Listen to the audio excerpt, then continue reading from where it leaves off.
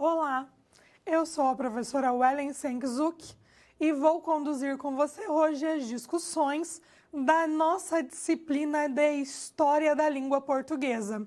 A temática da nossa aula de hoje será a História da Língua Portuguesa no Brasil. É importante nós agora resgatarmos alguns conceitos e também demarcações que nós fizemos ao longo da nossa disciplina. Então, em nossa primeira aula, tivemos a oportunidade de conhecer os primeiros estudos sobre a língua, em que nós tínhamos um método comparativo que, através das comparações, conseguia demarcar as principais características, o que havia em comum entre as línguas. Será a partir desse método comparativo que nós teremos as gramáticas históricas. Em nossa segunda aula, nós tivemos a oportunidade de conhecer a expansão do latim, a sua modificação, principalmente da variedade vulgar do latim, quando nós tivemos a sua expansão na Península Ibérica.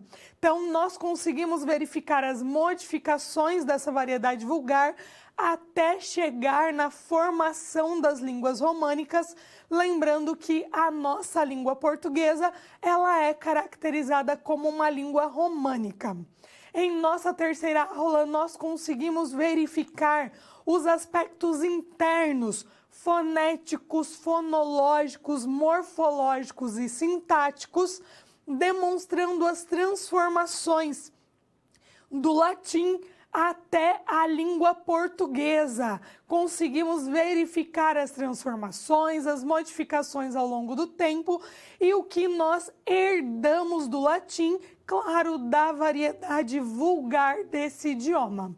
Hoje nós vamos focar especificamente na língua portuguesa no Brasil. Teremos a oportunidade de falar desde a época do descobrimento até as características atuais do nosso idioma.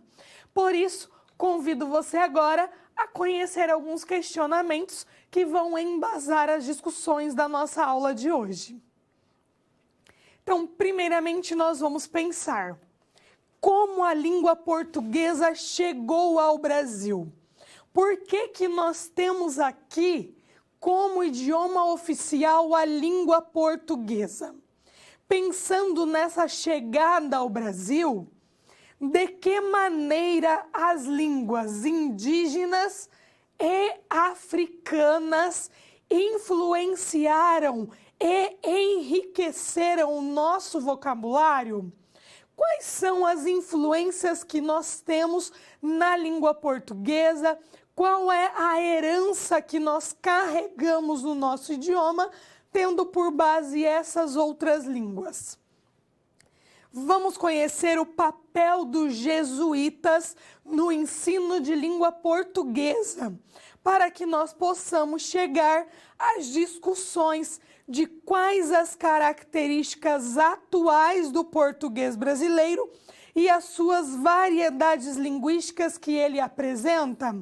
Quais são as características que envolvem o nosso português brasileiro? Será que as características atuais do nosso idioma são as mesmas características do português europeu? Será que nós mantemos o nosso idioma da mesma maneira da época do seu descobrimento? Se não, se nós passamos por transformações, quais foram os fatores que contribuíram para essa transformação, para essa mudança? E vamos focar também na concepção de língua que vê que a língua, por ser viva, transforma-se ao longo do tempo. Então, nós teremos a oportunidade de conhecer mais sobre a língua portuguesa agora aqui no Brasil, já no nosso país.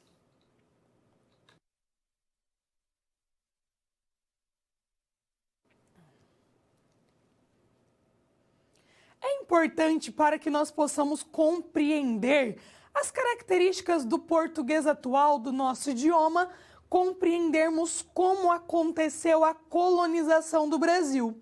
Afinal, nós sabemos que a língua ela se transforma, se modifica no tempo e acaba carregando características que refletem a sua época, que refletem questões históricas, econômicas e culturais. Por isso que nós vamos passar a verificar agora como ocorreu a colonização do Brasil. Nós temos aqui, então, colonização portuguesa no Brasil. Nós vamos ter aqui que no século XVI, os descobrimentos, eles contribuíram não só para que Portugal expandisse os seus territórios geográficos na África, América e Ásia, mas também para que a língua portuguesa se difundisse. Então, nós vamos ter com a chegada de Pedro Álvares Cabral em 1500 ao Brasil, ele vai então se deparar, ele vai chegar até as terras brasileiras, trazendo consigo uma língua e uma cultura. Como os portugueses vão colonizar o Brasil, nós teremos a imposição tanto da língua quanto da sua cultura. O primeiro contato dos portugueses aqui no Brasil foram com os índios do litoral. E aí, com a chegada, com esse descobrimento, Cabral ele ordena o regresso da nau de Gaspar de Lemos a Portugal, levando assim a boa notícia, a boa nova de que ele havia descoberto as Índias. Para que fosse representada essa descoberta, nós vamos ter o primeiro registro escrito. Pero Vaz de Caminha, então ele vai mandar uma carta dirigida ao rei Dom Manuel, demonstrando, descrevendo as terras brasileiras. Essa carta, ela será considerada posteriormente a certidão de nascimento do Brasil. Quando nós temos aqui a chegada, a colonização portuguesa, haverá um pequeno contingente populacional se transferindo de Portugal para as novas terras. Nós não vamos ter, de início, uma grande população portuguesa habitando no Brasil. Nós teremos uma pequena população.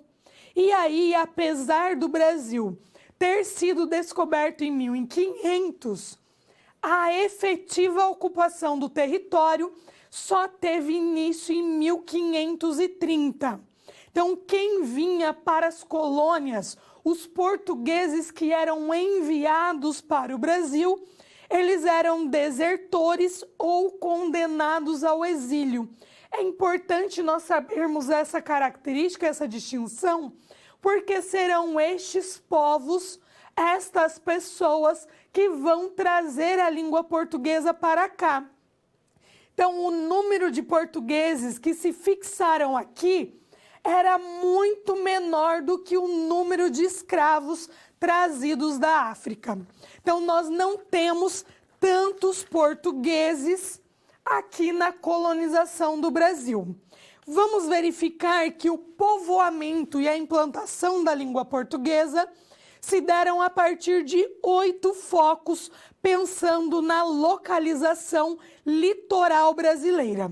Então, nós vamos ter mais de 4 séculos para que nós possamos ter todo o território brasileiro colonizado, que é o território atual.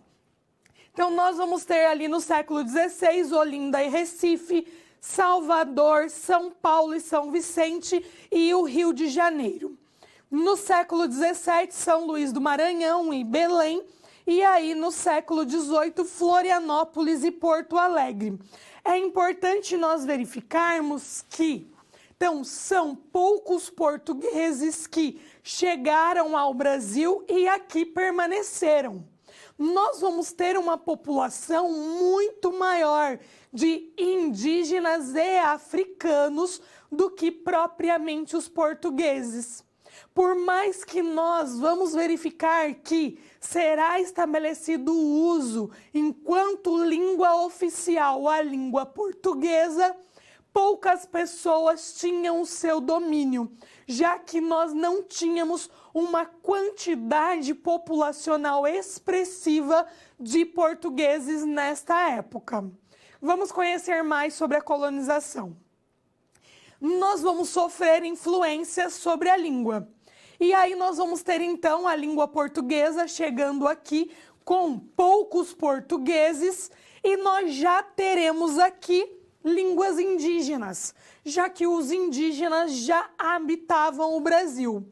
O Nhengatu, quer dizer língua boa, será visto como uma língua geral amazônica e vai se desenvolver no Maranhão no século XVII, tendo sido levada depois a conquista portuguesa da Amazônia a regiões onde não era nativa.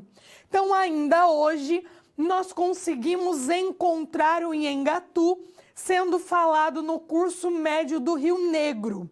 Ela também foi uma língua geral da catequese do norte e nordeste do Brasil.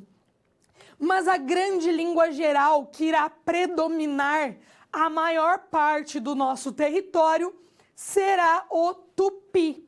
Então, língua geral na colônia, ao lado do português, foi o tupi, mais conhecido como tupinambá, era falado no litoral brasileiro, na faixa que vai do Ceará até Cananéia, litoral sul de São Paulo. Então, o tupi serviu não só para permitir a comunicação entre portugueses e índios, como também entre diferentes grupos indígenas. Então, nós tínhamos aqui uma população indígena imensa. E nós não tínhamos apenas uma língua indígena, mas mais de 1000 línguas, para que as pessoas conseguissem se comunicar dentro do grupo indígena e também com os portugueses e, posteriormente, com os africanos, era necessário o estabelecimento de uma língua geral que seria utilizada para a comunicação. Então, a língua tupi, ela vai predominar em quase todo o território brasileiro, sendo conhecido como língua geral.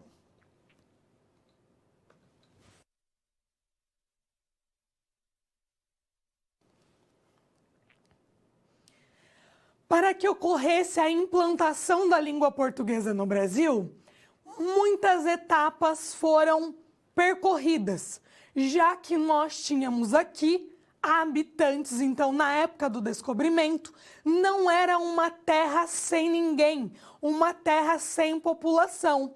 Pelo contrário, já havia uma grande população de indígenas que habitavam nas nossas terras e que, com o descobrimento, com a colonização portuguesa, tiveram que se adaptar não só à língua do colonizador, mas também à sua cultura. Para que isso ocorresse, nós tivemos algumas fases para a implantação do português no Brasil. E são essas fases que nós vamos conhecer agora. Então, 3 fases ocorreram para a implantação do português no Brasil, de acordo com Serafim da Silva Neto. Então, ele vai dizer que a primeira fase, de 1533 a 1654, ela será marcada pela maior parte da população concentrada na Bahia e Pernambuco, já que, para que fosse colonizado todo o território brasileiro atual, demorou-se anos, não aconteceu tudo ao mesmo tempo. Então, neste primeiro período, nessa primeira fase, nós estamos ali concentrados na Bahia e Pernambuco. E se falava a língua geral brasílica, também conhecida como tupi antigo, configurando uma situação de bilinguismo. Então, nós vamos ter essa marcação do bilinguismo porque já haviam muitas línguas indígenas. Então, nós não temos apenas a língua indígena e a língua portuguesa. Mas nós temos as línguas indígenas, porque são mais de 1000 línguas nesta primeira fase da colonização, e a língua portuguesa sendo trazida para cá. Então, nós vamos ter diversas línguas convivendo neste território. Por isso, a necessidade da criação de uma língua geral. Nesta região, nós teremos, portanto, a língua geral do Tupi. Vamos conhecer a segunda fase. Então, aqui na segunda fase, nós vamos ter de 1654 a 1808.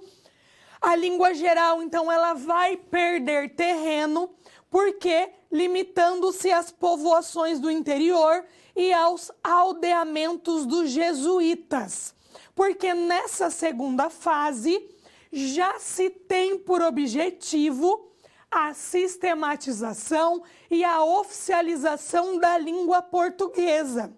Então, começa-se a proibir o uso da língua geral com o objetivo de que as pessoas passassem a dominar o português.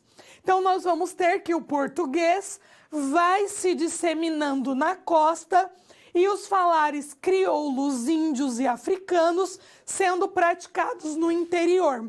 Então, nessa segunda fase, já se tem início a este processo de extinção da língua geral. As línguas indígenas e as línguas africanas ficavam ali sendo utilizadas apenas entre essas populações para que o português fosse cada vez mais disseminado e dominado, já que o objetivo era fazer com que a língua portuguesa tornasse o idioma oficial da nação. Vamos conhecer a terceira fase.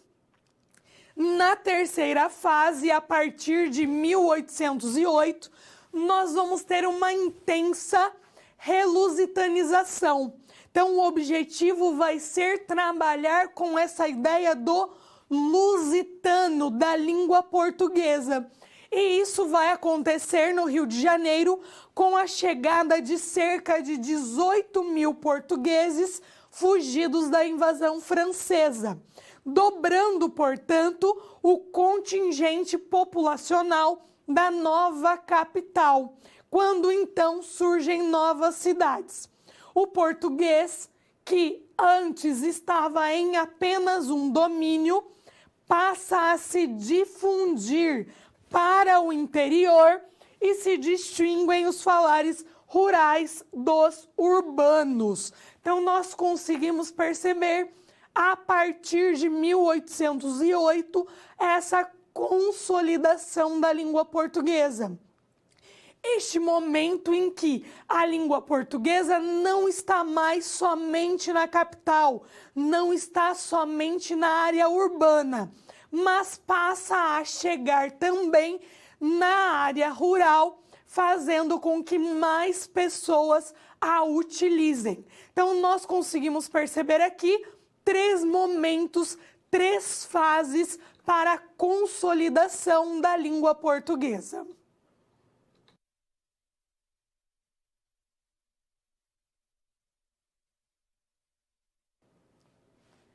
A influência da língua indígena na formação da língua portuguesa. Então, nós estamos focando especificamente na língua portuguesa do Brasil. Então, na época do descobrimento, nós tínhamos aqui muitas línguas indígenas. E é importante ressaltarmos que o contato entre as línguas acaba por modificá-las, acaba fazendo com que nós levemos algumas características do nosso idioma para a segunda língua, para esse idioma novo que nós vamos passar a dominar. Como nós tínhamos aqui um grande número de indígenas e muitas línguas indígenas, a língua portuguesa do Brasil sofrerá muitas influências da língua indígena. Vamos conhecer essas influências agora. Então, o Brasil, não era uma terra inabitada na ocasião do seu descobrimento no século XVI. Então, a população estimada de indígenas aqui era em 6 milhões de habitantes. Então, com a chegada dos portugueses, um número pequeno de portugueses, eles encontraram aqui 6 milhões de habitantes. Estes habitantes falavam cerca de 1.000 línguas. Então, em termos de influência sobre a nossa língua, nós vamos ter um destaque maior dos tupis e dos guaranis. Dos tupis, principalmente, porque a língua tupi será a língua geral que fará parte, que será utilizada durante grande parte no Brasil. É importante nós pensarmos que, na época da colonização, nós tínhamos mais de 1.000 línguas indígenas. Hoje nós temos cerca de 180 línguas. Conseguimos perceber que a influência dos tupis e dos guaranis acontece porque eram línguas bastante semelhantes entre si, tanto nos aspectos linguísticos quanto culturais. Se nós procurarmos no dicionário, o WAIS, ele registra cerca de 45.000 palavras que são oriundas de línguas indígenas. Então, nós já conseguimos perceber que o nosso idioma, a língua portuguesa, sofreu muita influência da língua indígena. Nós temos mais de 45.000 palavras que são de origem indígena. E é importante nós sabermos e reconhecermos isso, porque está marcando a herança da nossa língua e determinando a nossa identidade linguística e também cultural. Vamos saber mais dessa influência. Então, nós vamos verificar aqui que quando o colonizador se deparava com uma diversidade de línguas locais, o objetivo dele era forçar que a população adotasse uma única língua, uma língua geral. E aí nós já teríamos a extinção de tantas outras línguas e o predomínio apenas de uma. Então, o fato de a maioria das línguas indígenas brasileiras pertencerem ao tronco do tupi e apresentarem certa uniformidade facilitou muito a criação dessa língua geral brasileira, que será a língua tupi. Nós vamos verificar que os jesuítas eles tiveram um papel central para a intercompreensão entre nativos e colonizadores. Tanto que a língua tupi foi estudada e documentada por eles em 1595, quando nós vamos ter a arte de gramática da língua mais usada na costa do Brasil, escrita pelo padre José de Anchieta. Nós conseguimos perceber que a política da língua geral, ela sobreviveu até 1757. Porque a partir daqui, nós vamos ter, por causa do objetivo de tornar o português, a língua portuguesa oficial, Marquês de Pombal, ele vai proibir o uso das línguas gerais por meio de um decreto e ele vai instituir o português como língua de ensino da colônia. Então, esse decreto tinha por objetivo primordial acabar com o poder dos jesuítas, que estava atrelada a essa ideia da língua geral, da documentação de toda essa língua.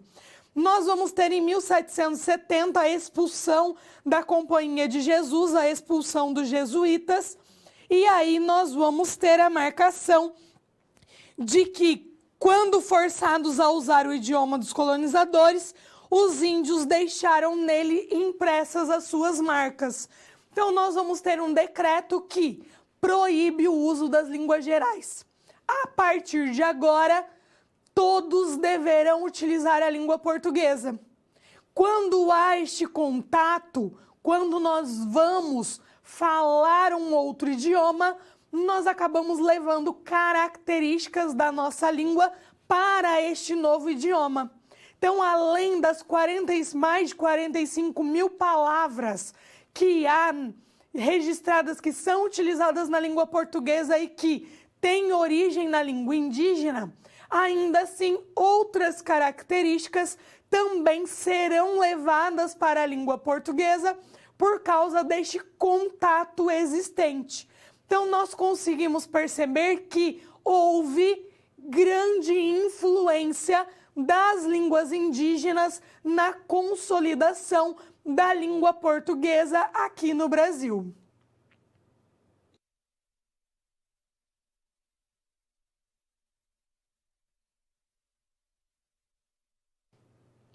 Na época da colonização do Brasil, nós vamos ter os escravos africanos sendo trazidos para cá.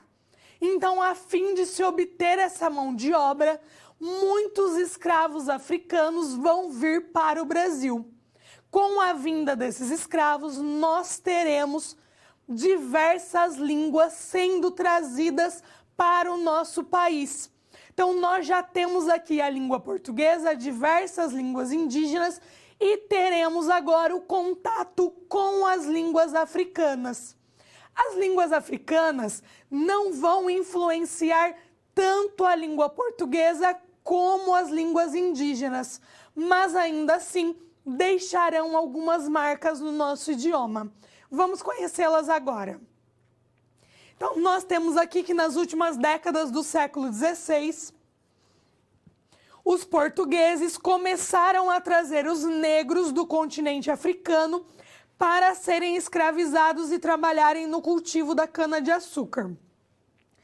Foram cerca de 300 anos de tráfico negreiro, em que foram trazidos para o Brasil não menos que 4 milhões de africanos.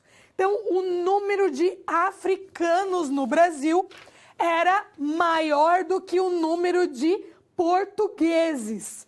Então, essa mão de obra escrava foi o grande motor dos principais ciclos econômicos, desde o período colonial até o Império.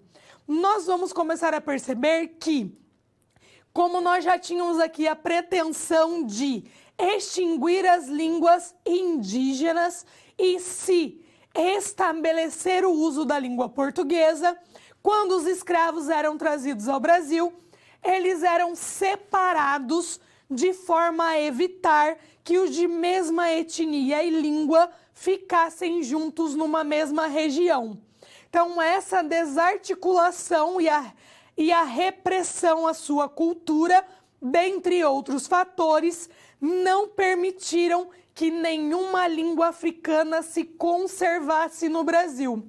Porém, é importante demarcarmos que, segundo Lucchesi, 2008, ele diz que a língua africana no Brasil é possível ser percebida ainda em rituais no espaço de resistência dos terrenos de candomblé, além de haver ainda 2 comunidades isoladas de afrodescendentes em São Paulo e Minas Gerais, que usam uma língua secreta que tem por base um vocabulário de origem banto. Porém, por causa dessa separação, a influência do substrato africano foi bem menor que a do indígena no português do Brasil. Então, nós estamos falando aqui de um contato entre diversas línguas. Estes contatos linguísticos acabam por modificar a língua portuguesa que chegou ao Brasil.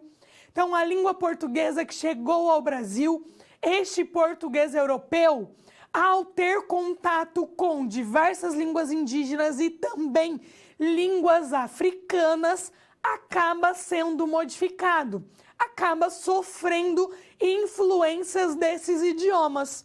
Nós vamos passar a ter aqui um bilinguismo e um multilinguismo intenso, já que nós vamos pegar características de determinada língua a fim de se estabelecer uma comunicação, já que nós temos diversos idiomas e é necessário que as pessoas consigam se comunicar.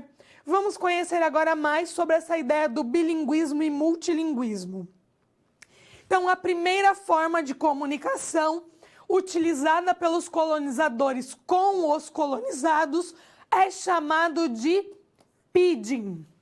Pidgin trata-se de um sistema linguístico rudimentar que pega características da língua de origem e leva essas características para uma língua comum. Então, é um sistema linguístico rudimentar, simples, que não possui uma sistematização gramatical grande. Nós vamos ver que a segunda geração de falantes do pidgin, essa segunda geração já vai conseguir desenvolver um sistema gramatical diferente das duas línguas matrizes, diferentes da língua nativa local e também da língua do colonizador. Quando o pidgin deixa de ser esse sistema rudimentar e passa a apresentar um sistema gramatical, nós dizemos que deixa de ser um pidgin e torna-se uma língua crioula. Então, a língua crioula, ela já apresenta um sistema gramatical, não é um sistema linguístico tão rudimentar. E aí nós vamos ver que as influências das línguas dos imigrantes no português do Brasil são inúmeras no que tange ao vocabulário, mas praticamente inexistentes quando nós pensamos em questões de morfologia e sintaxe. Isso se deve ao fato de o português do Brasil, nessa época, já ser uma língua gramatizada e estandardizada. Então, nós conseguimos perceber que, e vimos isso principalmente quando nós conseguimos traçar um paralelo da língua latina até a língua portuguesa, muitas características da nossa língua portuguesa do Brasil são heranças do latim vulgar. Então, nós vamos ter influências aqui da língua indígena e das línguas africanas, principalmente no vocabulário, porque em questões de estrutura, nós acabamos herdando mais da língua latina vulgar, que são as características que predominam no nosso idioma até hoje.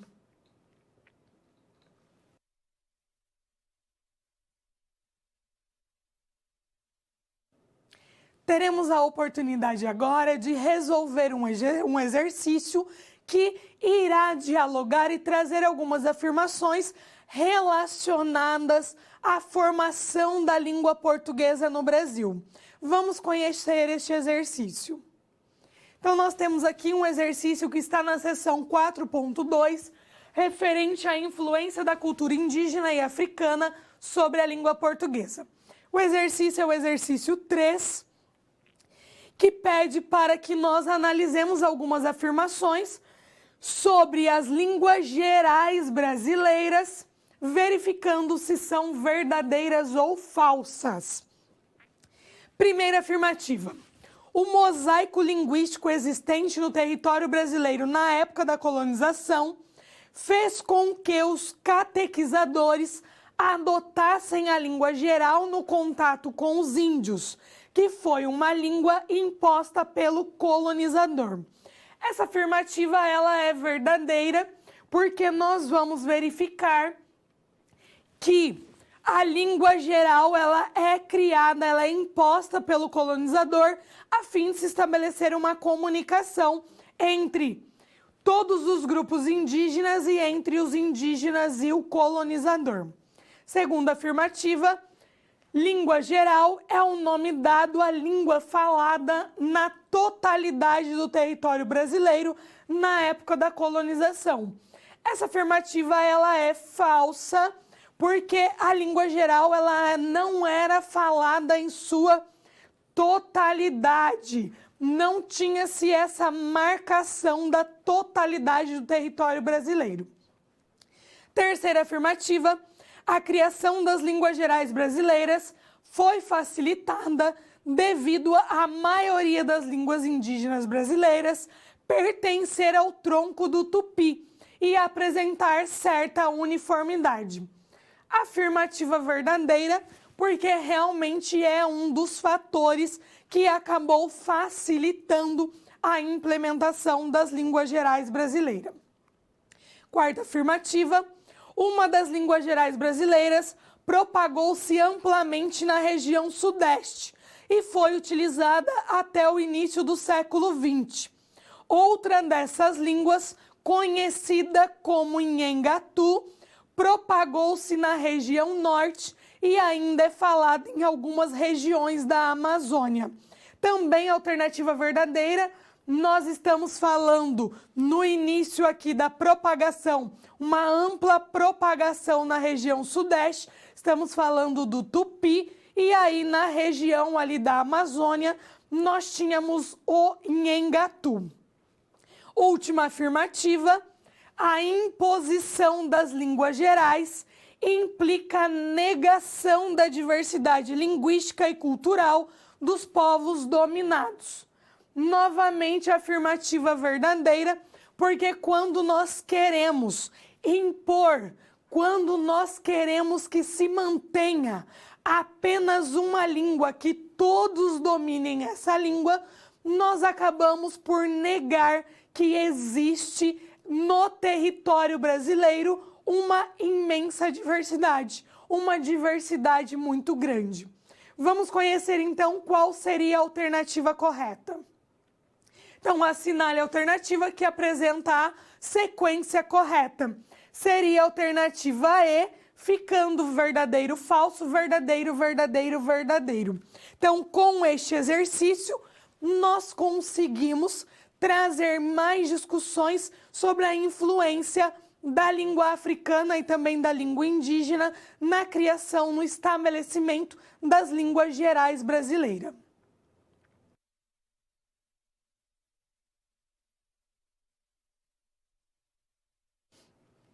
Agora nós teremos a oportunidade do nosso momento de interação, em que eu trago um questionamento que tem total relação com as discussões da nossa aula. Vamos conhecer este questionamento. Então, sobre a influência das línguas indígenas na língua portuguesa do Brasil atual, é possível identificar os reflexos das línguas indígenas? Reflita a respeito dessa questão que eu já volto.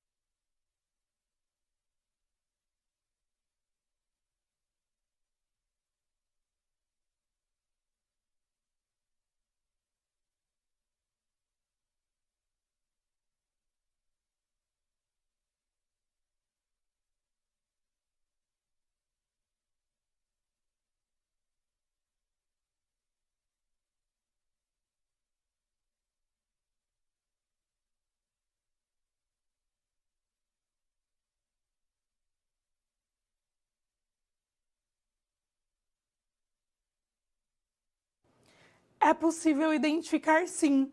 Como eu já havia mencionado, nós temos mais de 45 mil palavras que derivaram-se das línguas indígenas. Então, algumas marcações que nós precisávamos delimitar, principalmente em questões de marcações territoriais, nós nos utilizamos das línguas indígenas. tem se estabelecido enquanto herança dessa influência da língua indígena.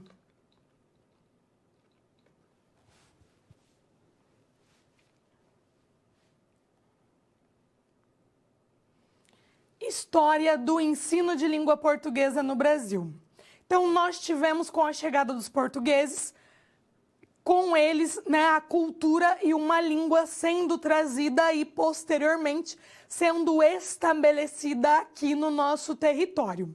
Com isso, e tendo influências das línguas indígenas, africanas, nós vamos conseguir demarcar características e também modificações do nosso idioma.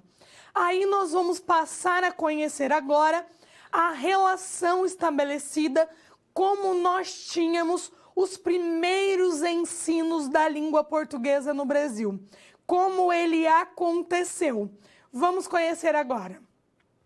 Então, nós vamos ter aqui formação da língua portuguesa no Brasil. Primeiro, nós vamos ter uma distinção, uma separação em 4 períodos. Então, o primeiro período da colonização até 1654, nós vamos ter que o português era a língua oficial, sendo utilizado em documentos oficiais e por aqueles ligados à administração pública. Porém, neste período, convivia ainda com as línguas indígenas e as línguas gerais. Num segundo período, nós vamos ter de 1654 até 1808.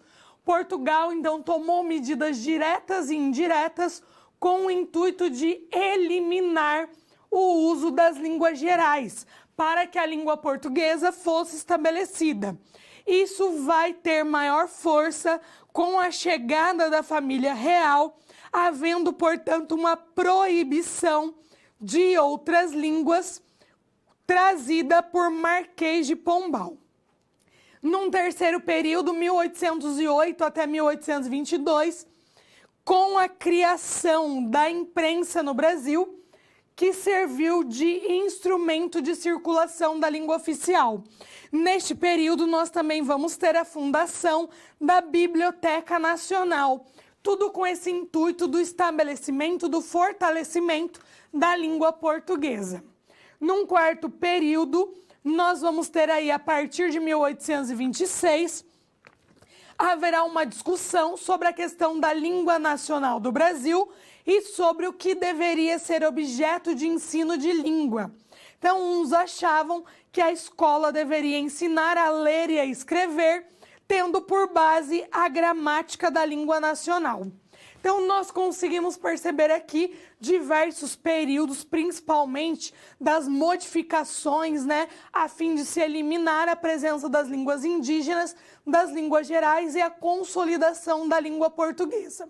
Vamos passar a verificar agora que há uma constante relação entre o ensino de língua portuguesa e a Igreja Católica. Vamos verificar. Então, nós temos aqui que educação jesuítica no Brasil colônia. Não há como desvincular a história da educação no Brasil da religião, porque tudo se iniciou com as ações dos padres católicos da Companhia de Jesus. Então, os jesuítas, eles que terão por missão a catequização dos índios, então, visando a essa catequização dos índios da Nova Terra, serão os responsáveis por implementar e consolidar uma educação formal na sociedade brasileira colonial. Então, nós vamos ter as influências da Igreja Católica, já que eram os padres que atuavam inicialmente nesse ensino da língua, no ensino da língua portuguesa. A atuação jesuítica na colônia brasileira, nós vamos separar em 2 séculos importantes. Então, no século XVII, primeiro século de atuação dos jesuítas, em que houve adaptação e construção de um trabalho de catequese e a conversão dos índios aos costumes dos brancos. Então, inicialmente, o grande objetivo era catequizar os índios e fazer com que eles adotassem não só a língua portuguesa, mas também os costumes europeus, os costumes dos brancos. Então, tinha-se esse objetivo. Para que isso ocorresse, foi criado um método a fim do estabelecimento da língua portuguesa, a fim de que as pessoas tivessem o conhecimento e o domínio dessa língua. Vamos conhecer a próxima etapa ali, o próximo século dos jesuítas. Após esse estabelecimento e a construção desse trabalho, no segundo século de atuação dos jesuítas, marcado pelo grande desenvolvimento e extensão de um sistema educacional que fora implantado no primeiro período.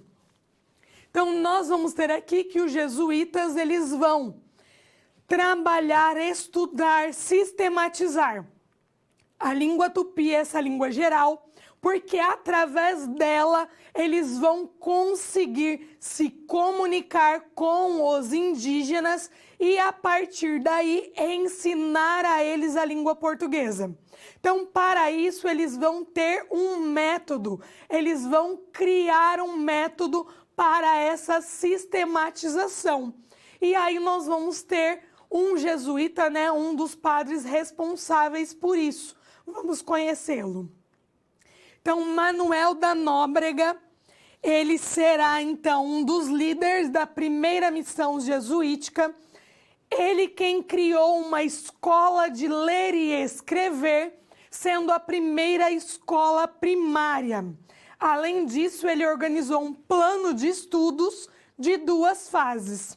Na primeira, era constituída pelo aprendizado do português, através da alfabetização e também do ensinamento da doutrina cristã. Na segunda fase, o aluno podia escolher entre o ensino profissionalizante e o ensino médio. Nós conseguimos ver essa marcação até nos dias atuais, né?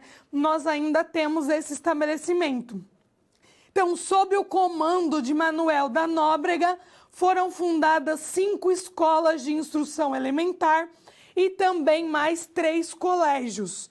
Então, nós vamos ter aqui a relação entre ensino de língua portuguesa nessa época da colonização e a relação com a Igreja Católica, já que os primeiros ensinos, essa primeira sistematização do ensino de língua portuguesa ocorreu através dos jesuítas, destes padres.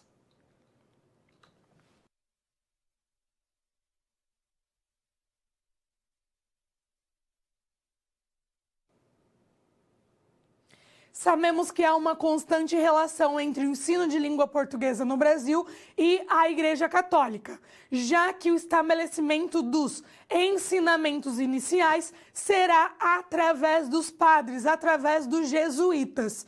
Agora nós vamos conhecer um importante padre no estabelecimento dessa relação do ensino de língua portuguesa no Brasil. Nós temos aqui então que José de Anchieta teve um papel crucial na educação dos filhos da nova nação. Então, ele ensinou a língua portuguesa aos filhos de índios e portugueses. Além disso, ele escreveu um catecismo na língua dos índios e compôs várias obras em português, latim, tupi e guarani. Então, José de Anchieta, ele vai se dedicar à educação linguística, a essa educação da língua portuguesa, trazendo, portanto, esse objetivo de catequização dos índios, e ele irá produzir diversas obras que vão auxiliar nessa sistematização. Será ele quem escreve a primeira gramática da língua tupi, chamada de Arte de Gramática da Língua mais usada na costa do Brasil, publicado em 1595 em Coimbra. Além disso, ele também produz um dicionário. Vamos verificar que o método jesuíta, o método que eles fizeram, chamava-se método educacional Ratio Studiorum. Então, iniciada pelos jesuítas, durou aproximadamente 200 anos. Este método ele era utilizado em todas as regiões do Novo Mundo em fase de ocupação, porque o objetivo era garantir a padronização, a formação uniforme de todos que viessem a frequentar os colégios da Companhia de Jesus em qualquer lugar do mundo. Então, esse método se tratava de um manual prático e sistematizado que apresentava ao professor a metodologia de ensino a ser utilizada em suas aulas. Nós vamos verificar que nessa época, então, da emancipação do ensino de língua portuguesa, no Brasil, o português não existia no currículo. E aí, com a expulsão da Companhia de Jesus, com a expulsão dos jesuítas, nós vamos ter aqui, pelo Estado, o português mudou a relação com a língua portuguesa, porque nós vamos ter aquele decreto de Marquês de Pombal, tornando obrigatório o uso da língua portuguesa no Brasil, por meio de reformas no ensino de Portugal e suas colônias. Então, nós vamos ter essa representação do Marquês de Pombal em 1750, e aí nós vamos ver que o português ele passa a ser incluído no currículo nacional, passando-se a estudar a gramática portuguesa. Assim, nós vamos ver que a gramática do português passou a fazer parte do currículo em 1837 e o cargo de professor de português só surgiu em 1871 por meio de um decreto imperial. Antes, quem lecionava a disciplina de língua portuguesa era um intelectual integrante das elites da época, porque nós não tínhamos ainda um curso de formação para professores. Então, nós conseguimos identificar aqui a importância dos jesuítas na consolidação do ensino de língua portuguesa e também que, após a expulsão dos jesuítas, nós vamos ter o estabelecimento da língua portuguesa no currículo, sendo, portanto, trabalhada através da gramática da língua nacional, a gramática da língua portuguesa.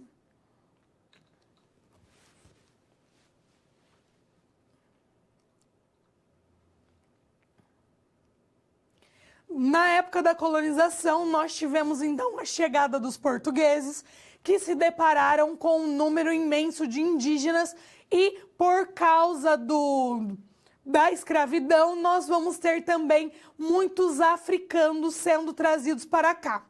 Graças a isso, nós teremos um intenso contato linguístico que irá demarcar as características da língua portuguesa do Brasil. Vamos conhecer um pouco dessas características. Então, características do português brasileiro. Considerando o mosaico linguístico que caracteriza a nossa nação desde o seu descobrimento, podemos entender por que a língua utilizada no Brasil, apesar de se chamar língua portuguesa, apresenta tanta diferença de pronúncia e de escolhas de palavras e mesmo de algumas estruturas sintáticas em relação ao português falado em Portugal. Conseguimos perceber que, com relação à língua escrita e à língua falada, nestes dois países, há uma maior aproximação entre o português do Brasil e o de Portugal na escrita. E nós conseguimos perceber isso até mesmo por causa das reformas ortográficas que estabelecem, sistematizam, aproximam essas duas línguas. Então, a língua escrita está mais sujeita à normatização efetivada através das gramáticas normativas e dos dicionários. Por isso que nós conseguimos essa aproximação. Porém, na língua falada, nós temos uma incorporação de características específicas que ocorrem mais rapidamente. E aí nós pensamos, é na língua falada que nós identificamos a variação linguística. E é através do contato, da diferença, do estabelecimento da língua do Brasil com a língua do português de Portugal, que nós conseguimos perceber essa distinção. Então, o português se estabeleceu em Portugal após o seu distanciamento do galego-português, em séculos anteriores, quando este português chega ao Brasil por causa do contato linguístico com tantas outras línguas aqui, o que não havia acontecido lá em Portugal. O português do Brasil falado acaba se distanciando do português europeu. Por isso que nós conseguimos perceber tanta diversidade entre essas duas línguas. Vamos saber mais sobre isso. Então, nós conseguimos verificar essa distinção. Então, as diferenças entre as duas variantes do português podem ser vistas no sistema fonético-fonológico da língua, na morfossintaxe, no léxico e na sintaxe. E aí nós demarcamos que a língua portuguesa não é usada de modo homogêneo por todos os seus falantes. E essa ideia da homogeneidade linguística que se busca desde o início, desde os primeiros estudos, acaba não se efetivando justamente por causa da diversidade da língua. Nós conseguimos perceber no nosso país uma distinção imensa, a diferença entre os falares do norte e do sul. Então já há essa distinção. Imagina só a diferença que há entre línguas de países diferentes, com realidades culturais distintas. Por isso que nós demarcamos que a língua ela é heterogênea, que apresenta uma diversidade totalmente inerente a ela. E todas as línguas são assim, graças à diversidade linguística. Vamos conhecer aqui mais sobre variação linguística. Então, a variação linguística, ela se manifesta de diversas formas e, em função de seus fatores condicionantes, são assim classificadas. Então, nós vamos ver aqui tipos de variação linguística que estão externas à estrutura da língua. Então, são classificadas como extralinguísticas. Seria a variação diacrônica, aquela modificação que nós percebemos através do tempo, a variação diatópica entre regiões, como eu acabei de mencionar, norte e sul do país, variação diastrática entre diferentes classes sociais, idade, escolaridade, e a variação diamésica, que é aquela associada a diferentes meios de comunicação, em que nós vamos ter a ideia aí de gêneros que são mais formais e outros menos. Então, graças à variação linguística, nós conseguimos demarcar as características do português do Brasil, que são distintas da língua do português europeu.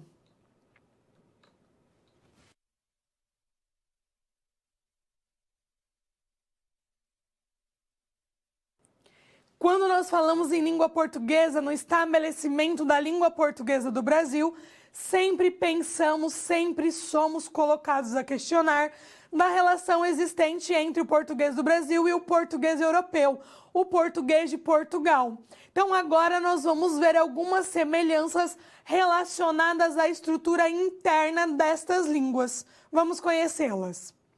Então nós temos aqui no aspecto fonético-fonológico, nós vamos ver que a diferença mais notável diz respeito ao uso das vogais. Então, o português do Brasil apresenta 7 vogais na posição tônica. Nós vamos ter a marcação ali, nós vamos dobrar, né, nas vogais E e O.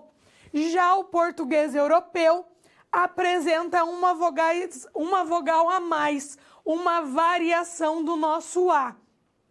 Outro som que se diferencia nos dois países é o relativo à letra L em final de sílaba ou mesmo nas palavras, como em maldade, no português do Brasil, no português europeu há esse alçamento, maldade. E papel, que nós vamos aqui falar papel e lá seria papel. Então, há essa modificação.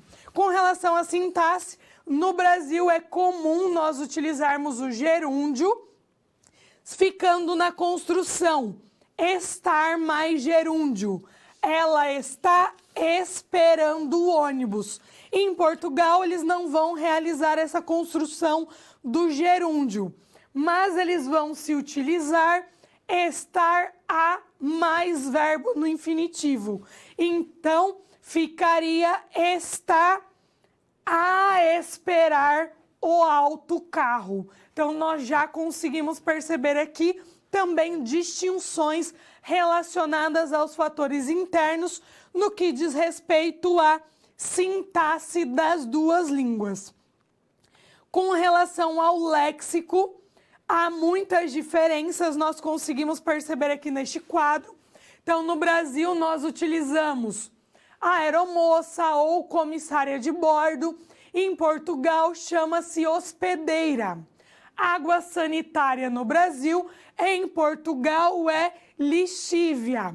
Arquivo de computador no Brasil, no Portugal, é ficheiro. Chopp, que nós temos aqui, lá chama-se cerveja de pressão. Descarga, lá se chama autoclismo. Escanteio se chama pontapé de canto.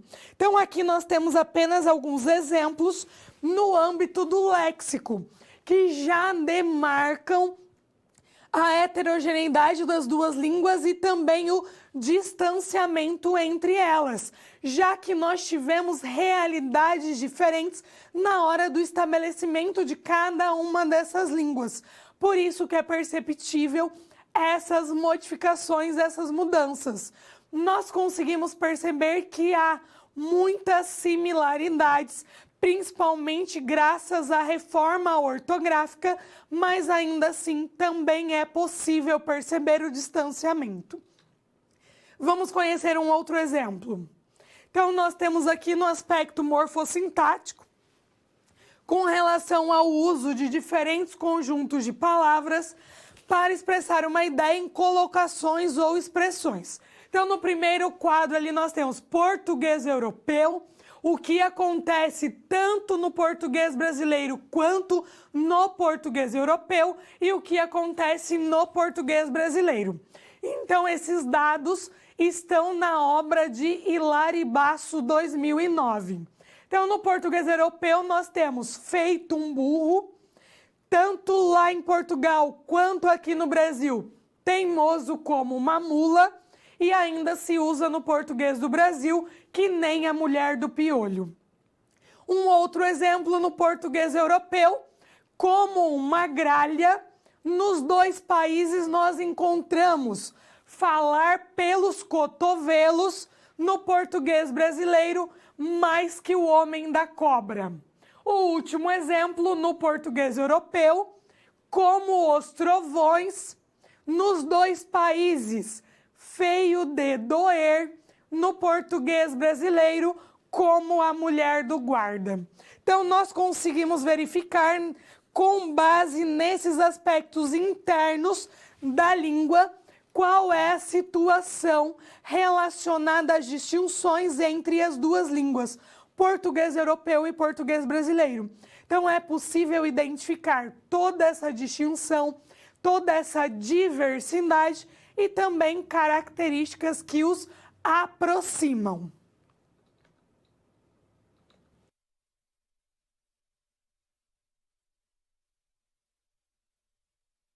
Agora nós teremos a oportunidade de resolver um exercício que trará mais discussões sobre a temática da nossa aula de hoje. Então, neste exercício, falando sobre a situação linguística atual do Brasil, página 251, exercício 2. Nós vamos fazer análise dessas afirmações, tendo por base a variação linguística.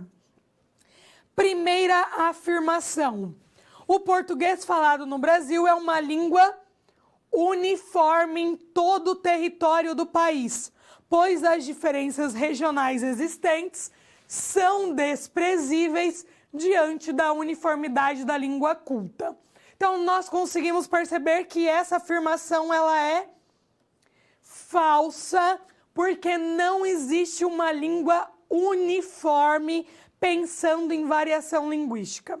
Como eu já havia pontuado, principalmente quando se fala em diferenças regionais, essa é a diferença mais perceptível na língua, as diferenças existentes de uma região para outra. Segunda afirmativa, 2 tipos comuns de variação linguística são as variações diacrônicas, que ocorrem no decorrer do tempo, e as diatópicas, de lugar, de região. Sim, essa afirmativa ela é verdadeira, ela está correta. 3. Quando levada em conta a variação linguística, constata-se que o português do Brasil não é uma língua uniforme, mas apresenta diversas variações regionais. Não só variações regionais, né? Também temos os outros tipos de variação linguística. Mas essa afirmativa ela é verdadeira, já que a variação geográfica ela é a mais perceptível, ela é a que mais demonstra a diversidade de uma língua. Última afirmativa, os falantes de uma língua adaptam-se naturalmente a diferentes contextos de fala, no tempo e no espaço, daí a variedade de expressões de uma língua. É verdadeiro porque nós conseguimos nos adequar, fazer um uso da linguagem de acordo com a situação comunicativa. Se nós estamos em uma situação mais formal, nós vamos nos aproximar da norma padrão, fazendo uso da norma culta da língua. Se nós estamos em uma situação menos formal, uma situação aí, uma conversa com os amigos, com os nossos familiares, neste momento de intimidade, não há necessidade de uma aproximação da norma padrão, fazendo uso da norma culta. Podemos fazer o uso aí da linguagem coloquial sem nenhum problema. Então, nós conseguimos nos adaptar naturalmente às diversas situações comunicativas. Vamos verificar, então, um exercício.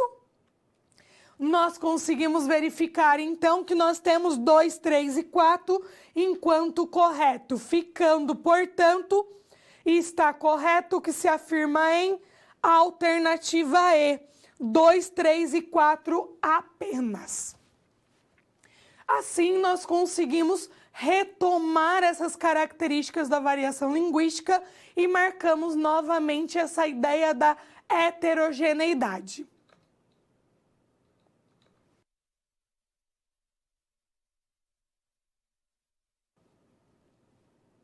No nosso segundo momento de interação, trago aqui um questionamento que irá trazer mais reflexões sobre a nossa aula de hoje. Vamos conhecê-lo. Então, sobre a situação linguística atual, o contato linguístico interferiu na formação da língua portuguesa do Brasil?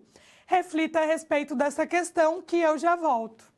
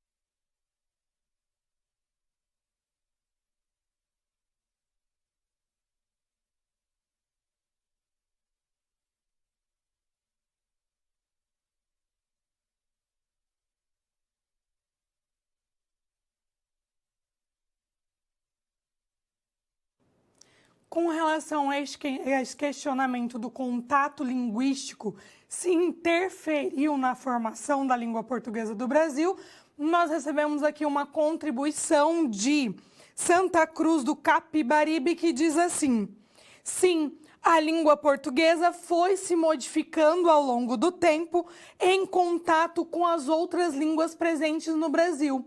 Aproveito já para marcar e estabelecer uma relação com a nossa primeira interação, se a língua indígena interferiu na língua portuguesa.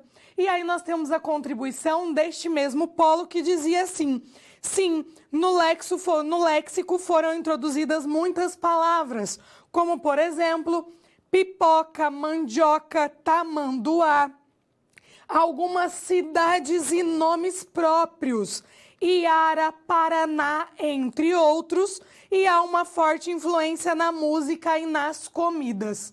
Então, com base nas contribuições e também nas discussões da nossa aula de hoje, nós conseguimos perceber que o contato linguístico, a questão de nós já termos no Brasil diversas línguas indígenas na época da colonização, acabou por influenciar na formação da nossa língua portuguesa, que acaba por se distanciar do português europeu justamente por causa da sua formação.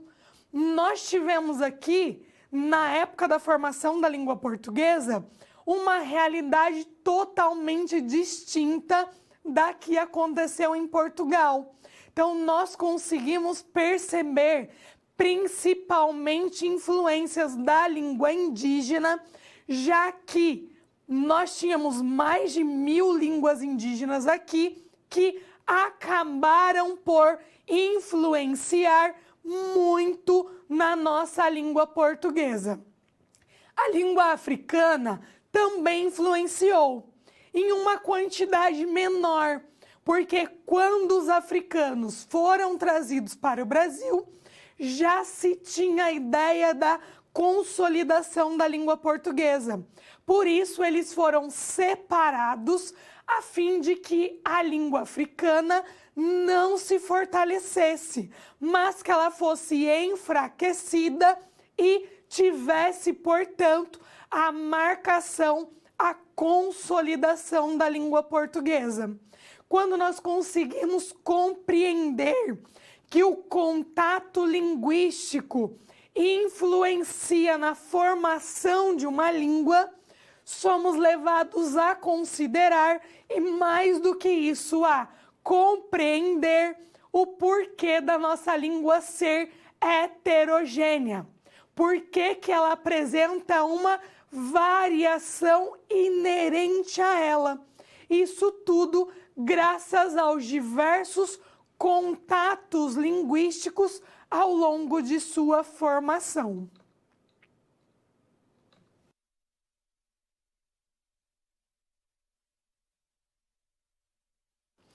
Agora nós caminhamos para o final da nossa aula de hoje. Vamos conhecer os pontos mais marcantes. Então, nós tivemos aqui, primeiramente, já que estamos falando de português, língua portuguesa do Brasil, iniciamos trazendo a questão da colonização portuguesa. Então, na época da colonização, poucos portugueses se deslocaram até o Brasil, mas por eles serem o colonizador, acabou-se que nós teríamos a implantação da língua portuguesa. Mas por causa da quantidade de pessoas que faziam uso da língua portuguesa nas nossas terras, demorou para que houvesse a implementação da língua portuguesa, já que nós tínhamos diversas línguas indígenas, línguas africanas e também as chamadas línguas gerais.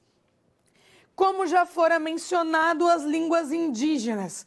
Então, no Brasil, havia grande população indígena na época da colonização portuguesa. Por isso que o português sofreu tanta influência das línguas indígenas. E é por isso que nós temos que reconhecer e valorizar essa nossa herança linguística que acaba demarcando também a nossa identidade. Não só a nossa identidade linguística, mas também a nossa identidade cultural, já que nós tínhamos aqui mais de 1000 línguas na época da colonização e hoje nós ainda temos mais de 180 línguas indígenas que convivem no território brasileiro. Tivemos também influências das línguas africanas, já que muitos escravos eram trazidos ao Brasil. Essa mão de obra, quando chegava ao Brasil, eles eram separados porque se queria evitar o contato linguístico e o uso dos seus idiomas. Por isso, as línguas africanas acabaram influenciando pouco na língua portuguesa, porque essa separação já tinha por objetivo erradicar, eliminar essas línguas africanas. O contato linguístico, a formação da língua portuguesa do Brasil, acaba por destacar e demarcar que a língua portuguesa ela é diversa. Nós temos uma diversidade linguística natural a todas as línguas. E a variação ela é perceptível desde a implementação até a nossa língua atual. Ela é comum a todas as línguas e, no caso do Brasil, também demonstra as diferenças entre a língua aqui constituída e a usada em Portugal. Então, assim, nós conseguimos perceber como aconteceu a implementação da língua portuguesa no Brasil, qual foi o início do ensino dessa língua portuguesa, qual método foi utilizado, seus principais autores e responsáveis, e já conseguimos compreender características atuais do nosso idioma. Essa nossa disciplina teve por objetivo traçar um panorama diacrônico a fim de demonstrar toda a história da nossa língua portuguesa. Desde os seus primeiros estudos, trazendo método de comparação, até a nossa situação linguística atual. Ela é de extrema relevância, principalmente para você, futuro professor de língua portuguesa, que terá a oportunidade de ensinar essa língua para falantes de língua portuguesa ou para estrangeiros, conhecendo como aconteceu a sua formação, quais caminhos foram percorridos, qual é a língua portuguesa que se deriva do latim, da variedade vulgar da língua latina, por que ela se distancia do português europeu.